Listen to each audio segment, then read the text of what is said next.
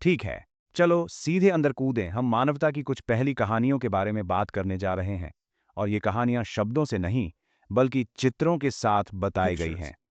तो एक सेकंड के लिए अपने आप को उनके स्थान पर रखें। कोई कागज नहीं है, कोई लिखित भाषा नहीं है। खैर, उन्होंने एक संदेश छोड़ा, उन्होंने पेंट किया, वहीं अपने घरों की दीवारों पर उन्होंने अपने जीवन का यह अविश्वसनीय जीवंत रिकॉर्ड तो बनाया। वास्तव में यह जानने के लिए कि यह संदेश क्या है, हमें उस दुनिया को समझना होगा जहां से यह आया है। हम उस समय के बारे में बात कर रहे हैं जिसे हम प्रागैतिहास कहते हैं, और प्रागैतिहास वास्तव में परिभाषित किया गया है कि क्या गायब है ना? कोई लिखित रिकॉर्ड नहीं इसलिए है। जो हुआ उसके बारे में हम पढ़ नहीं सकते, हमें जासूस बनना होगा। हमें यह सब उन सुरागों से एक साथ जोड़ना होगा जो उन्होंने पीछे छोड़ा था।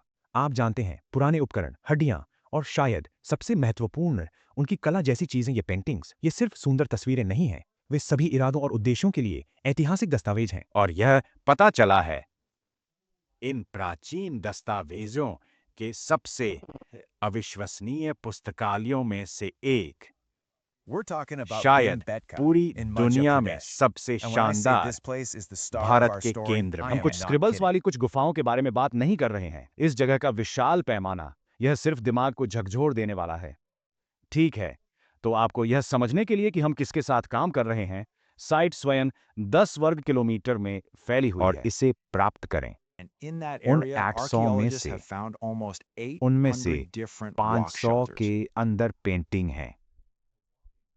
यह सिर्फ एक साइट नहीं है, यह एक विशाल प्राचीन आर्ट गैलरी और इसे है। देखकर आप इसे महसूस करना शुरू कर सकते हैं, है ना?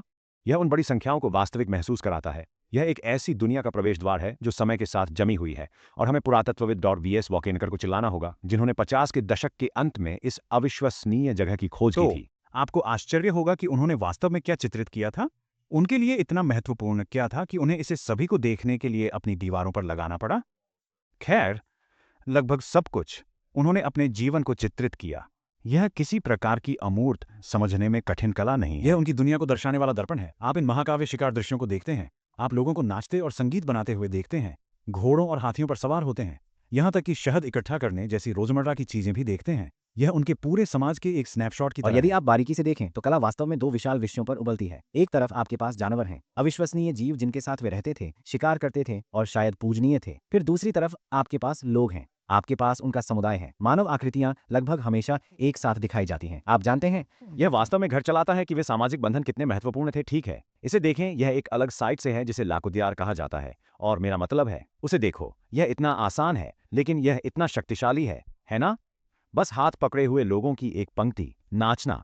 यह सिर्फ एक घटना का चित्र नहीं यह है, खुशी का, जुड़ाव का चित्र है। यह एक ऐसी भावना है जो हजारों वर्षों में उछलती है और हमें सीधे उनसे जोड़ती है। ठीक है, तो हम जानते हैं कि उन्होंने क्या चित्रित किया है, लेकिन यह सबसे बड़ा सवाल पैदा करता है ना? क्यों? यह सब क्यों करते हैं? मेरा मतलब है, यह एक टन काम है। क्या यह विशुद्ध रूप से सजावट के लिए था, या हो सकता है कि यह किसी तरह के अनुष्ठान का हिस्सा था? आप जानते हैं, शिकार पर सौभाग्य प्राप्त करने के लिए, या यह उनके एक क्षेत्र को चिन्हित करने का एक तरीका था?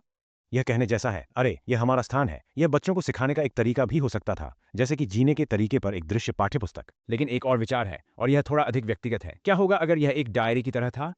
दीवारों पर चित्रित एक विशाल सांप्रदायिक डायरी, उनके जीवन में क्या हो रहा था, इसका रिकॉर्ड रखने का एक तरीका, बड़ी घटनाओं को चिन्हित करने के लिए। और सीधे शब्दों में कहें तो ऐसा हुआ। हम यहाँ थे अब। बिनबेट का स्पष्ट रूप से अविश्वसनीय है, लेकिन जो वास्तव में महत्वपूर्ण है वह यह है कि यह एक बार का नहीं था। चट्टानों पर पेंट करने की यह इच्छा, यह एक बहुत बड़ी कहानी का हिस्सा आपने है। शायद अल्तामिरा और स्पेन में प्रसिद्ध गुफा चित्रों के बारे में सुना होगा, है ना? खैर, यह पता चला है कि भारत में रॉक कला को आधिकारिक तौर पर स्पेनिश कला से पूरे 12 साल पहले प्रलेखित किया गया था। स्क्रिप्ट को फ्लिप करता है ना? और जो वास्तव में जंगली है वह यह है कि ये सिर्फ एक और किया गया कैनवस नहीं थे। उनका उपयोग पीढ़ियों से बार बार किया जाता था। उस साइट को फिर से ले लो, आप लच्चाड़िया। सचमुच इतिहास की परतों को एक दूसरे के ऊपर चित्रित देख सकते हैं। पहले कलाकारों ने काले रंग का इस्तेमाल किया, फिर शायद सैकड़ों साल बाद एक नया समूह आया और अपनी कहानियों को लाल रंग में रंग दिया, कभी कभी पुराने लोगों के ठीक, और फिर बाद में भी एक अन्य समूह ने सफेद रंग में पेंटिंग जोड़ी। गुफा की दीवार अपने आप में यह जीवंत दस्तावेज बन गई, जो सदियों से हो रही बातचीत। हम बात कर रहे हैं उत्तराखंड में कुमन पहाड़ियों से कर्नाटक और आंध्र प्रदेश में कठोर ग्रेनाइट चट्टानों तक, और बिहार और उत्तर प्रदेश में खैमोर हिल्स तक। यह एक विशाल उपमहाद्वीप व्यापी परंपरा थी, एक बुनियादी मानवीय आवेग जो हर जगह दिखाई दे रहा था। इस तरह से हमें अंतिम विचार पर लाया जाता है ना? जब आप इसके बारे में सोचते हैं तो इन प्राचीन गुफा की दीवारों से लेकर भित्तिचित्रों तक जो आप आज किसी शहर में देख सकते हैं, वह बुनियादी आवेग अभी भी है। तो यह क्या है? आपको क्या लगता है कि उस सार्वभौमिक मानव को एक पहचान बनाने की आवश्यकता है? बस इतना कहने के लिए मैं यहाँ था